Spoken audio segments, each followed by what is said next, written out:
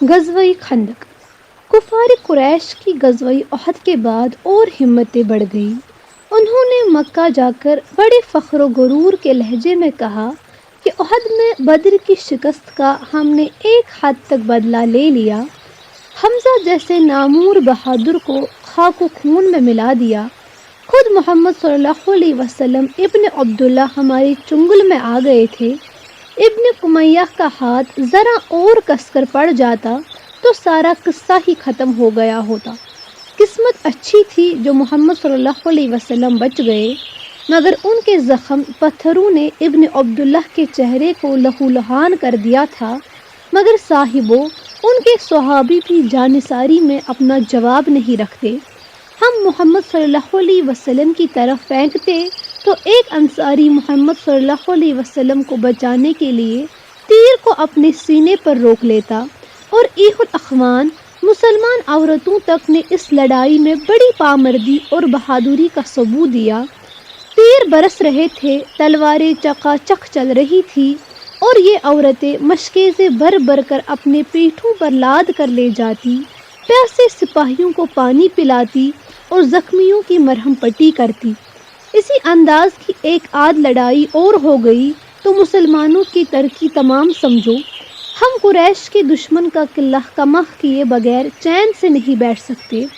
یہ ہماری خاندانی غیرت کا معاملہ ہے۔ ہم تھک کر بیٹھ گئے تو دنیا کیا کہے گی؟ یہی کہ کسی جیسے نامور سردار کی اولاد نے ہار مان لی، ہماری تمام پچھلی تاریخی شجاعت پر پانی پھر جائے گا۔ ہم ایسا نہ ہونے دیں گے۔ غزوہ خندق اسی سلسلے کی ایک کڑی تھی۔ رسول اللہ صلی اللہ علیہ وسلم نے حضرت سلمان فارسی کے مشورے سے خندق کھودنے کا حکم دیا۔ صحابہ رضی اللہ تعالیٰ عنہ نے خندق کھودنی شروع کی، اور خود رسول اللہ صلی اللہ علیہ وسلم بھی اس میں شریک ہو گئے۔ چشم آفتاب نے ایسا منظر کاہے کو دیکھا ہوگا کہ اقلیم و ہدایت و سعادت کا شہنشاہ مزدور کی طرح زمین کھود رہا تھا۔ کہاں ہے مزدوروں اور کسانوں کے وہ جھوٹے غمخوار اور بناوٹی دردمند جو صوفوں اور قالینوں پر بیٹھ کر مزدوروں کے فلاح و بہبود کی اسکیمیں تیار کرتے ہیں؟ ان عیش پسندوں کو مزدور کے دکھ درد کی کیا خبر؟ مزدور کیا ہوتا ہے اور مزدوروں پر کیا گزرتی ہے، اس کی کیفیت غزوہ خندق کے اس مقدس مزدور سے پوچھو، جس نے ارشاد فرمایا، مزدور کا پسینہ خشک ہونے سے پہلے اس کی مزدوری چکا دو۔ خندق کھودتے میں ایک باری پتھر آ گیا۔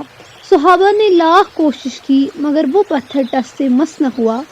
حضرت سلمان رضی اللہ تعالیٰ عنہ نے حضور صلی اللہ علیہ وسلم کی خدمت میں اس واقعے کی اطلاع دی۔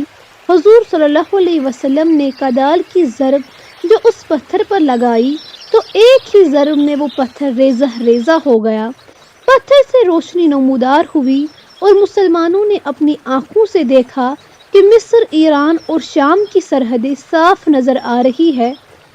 تاریخ اپنے کو دہرا کر ماضی کو حال بنا دیا کرتی ہے، اور یہاں حال کے آئینے میں مستقبل جھلک رہا تھا۔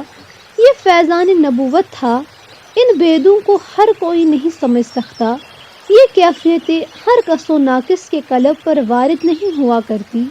یہ قدرت کی دین اور اللہ کا فضل تھا۔ عقل کہے گی کہ اس کے لیے دلیل لاؤ۔ یہ کیسے ہو سکتا ہے؟ انسان کے حالات اور کیفیات میں اتنا غیر معمولی فرق نہیں ہوا کرتا۔ ہم کہتے ہیں کہ اس تفاوت کے لیے دلیلوں کی بھی کوئی کمی نہیں ہے۔ نہیں دیکھتے ہو کہ ایک ہی باغ کی ایک ہی کیاری میں گلاب اور دتورے کے دو پودے پیدا ہوتے ہیں۔ کوئلے اور ہیرے کے کیمیاوی عناصر میں کوئی فرق نہیں ہوتا، لیکن ایک چولہے میں جلایا جاتا ہے اور ایک بادشاہوں کے تاجوں کی زینت بنتا ہے۔ انبیاء کرام کو عام آدمیوں پر قیاس نہ کرو۔ غزوہ خندق میں بھی کفار قریش کو ناکامی کا منہ دیکھنا پڑا، اور ان کی تدبیریں کچھ کام نہ آ سکی۔ کافروں کا خیال غلط نکلا کہ احد کی جنگ کے بعد مسلمانوں کی ہمتیں پست نہیں تو سراسیمہ اور متوحش ضرور ہو گئی ہوگی، مگر انہوں نے محسوس کیا، بلکہ آزما کر دیکھ لیا کہ مسلمان پہلے سے اور زیادہ مضبوط اور مستحکم ہو گئے ہیں۔ ہر ٹکراؤ اور تصادم کے بعد اسلام کا نشہ کم نہیں بلکہ اور تیز ہو جاتا ہے۔